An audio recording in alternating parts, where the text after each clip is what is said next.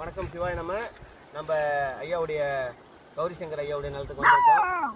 என்னவா நம்ம நாட்டு நாய்கள் இது வந்து பார்க்கவே அற்புதமான காட்சி. பாசத்தை எந்த அளவு கொட்டி கொடுக்குது பாருங்க. இலங்கையில் யாழ்ப்பாணத்தில் இருக்கிறோம். நம்ம இந்த பைரவர்கள் தான், அதாவது நம்ம நாயின்னு சொல்லக்கூடியவங்க பைரவர்கள் தான் வந்து நம்ம பகுதியில் தெய்வமாக வணங்கப்படுறவங்க. எங்கள் இலங்கையிலையும் பைரவர்களை வந்து வணங்குறாங்க. இவங்க வந்து நம்ம பண்ணையை பாதுகாக்கக்கூடிய நன்றியுள்ள ஜீவன். இவங்களை வளர்க்குறது தான் நம்முடைய வேலை. இவங்க எந்த சாப்பாடு வச்சாலும் சாப்பிடுவாங்க.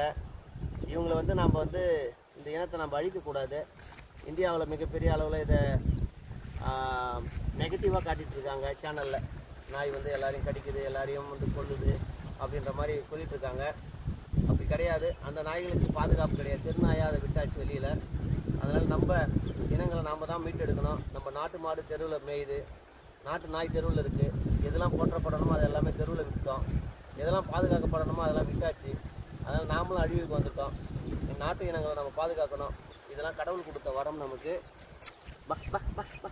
எவ்வளோ நன்றி விசுவாசத்தோடு இருக்குது பாருங்கள். இதை நம்ம மீட்டெடுப்போம். ரொம்ப சந்தோஷம். அதுக்கு பாதுகாப்பு கொடுப்போம். நன்றி, வணக்கம்.